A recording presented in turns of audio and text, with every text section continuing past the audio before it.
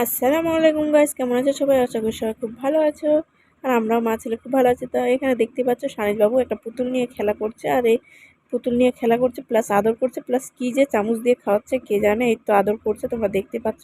তো চলো। আর এই এই রেসিপিটা হলো, রেসিপি বলতে এই পেঁয়াজি রেসিপিটা হলো ঈদের ইফতারি, ঈদ বলছি সরি, রোজার রমজান মাসে ইফতারির জন্য তৈরি করেছিলাম। তো এটা আমি বুঝতে পারছি সানিসবাবু অনেক ছোট, এডিট করা হয়নি আর আপলোড দেওয়া হয়নি। তো তোমরা ভিডিওটা দেখতে থাকো স্কিপ না করে। তো এখানে আমি পেঁয়াজি করে দেখাবো তোমাদের, বাঁধাকপি প্লাস পেঁয়াজ দিয়ে। তো আমি এখানে 1 প্লেট পেঁয়াজ নিয়েছি, মানে 7টা 8টা বড় সাইজের পেঁয়াজ কেটে নিয়েছি, বাঁধাকপি নিয়েছি, আর দিয়ে দিলাম লবণ, হলুদ, লঙ্কার গুঁড়ো, হালকা একটু জিরা, একটু আদা রসুন পেস্ট আর কাঁচা লঙ্কার কুচি। তারপরে দিয়ে দিলাম একটু চালের গুঁড়ি আর একটু গমের আটা। তারপরে পরিমাণ হিসাবে দিয়ে দিয়েছি আমি এখানে ময়দা। তো এই তো এবার ময়দাটাকে ভালো করে আলতো হাতে মেখে নিব, কিন্তু আমি এতে জল দিব না, জল ছাড়াই মাখবো পেঁয়াজের রসে, বাঁধাকপির রসে। আর লাগলে একটু জল দিব, বেশি জল দিলে কিন্তু পেঁয়াজের স্বাদটা থাকে না। আর চালের গুঁড়ি দেওয়াটা হচ্ছে খুব ক্রিস্পি মচমচে হবে, তার জন্য চালের গুঁড়িটা দিতে হয়। আর বেসন তো লাগবেই। আর গমের আটাটা দিলে ভালো একটা মাখলে ভালো, মানে ওটা ভালো হয় আর কি, গমের আটা একটু দিলে। তো এই তো কড়াই বসিয়ে দিয়ে তেল গরম হয়ে গেছে, দেখতে পাচ্ছ।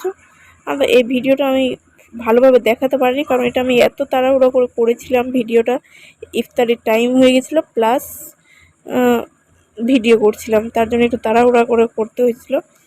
তো দেখলে, আর সরি ওখানে আমি একটা মশলা আরও অ্যাড করেছি, যেটা তোমাদের দেখাতে ভুলে গেছি। একটু জিরে ধনে আর গরম মশলাগুলো একটু একটু করে দিয়েছি, তোমরা স্কিপ করতে পারো, চাইলে দিতে পারো। তেলটা খুব সুন্দরভাবে গরম হয়ে গেছে, পেঁয়াজিটা আমি দিয়ে দিই।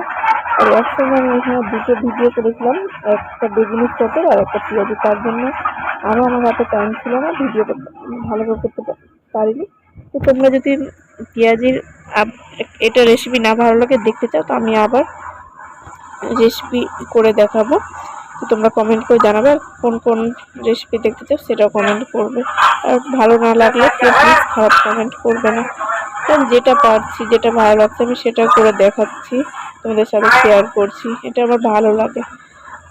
আর আমি আমার মনের ইয়েটা তোমাদের সঙ্গে শেয়ার করছি, কতটা কি পারছি। আর আমি কিন্তু এটা কোনো ইউটিউব থেকে কে কোন কি জিনিস দিয়ে করছে।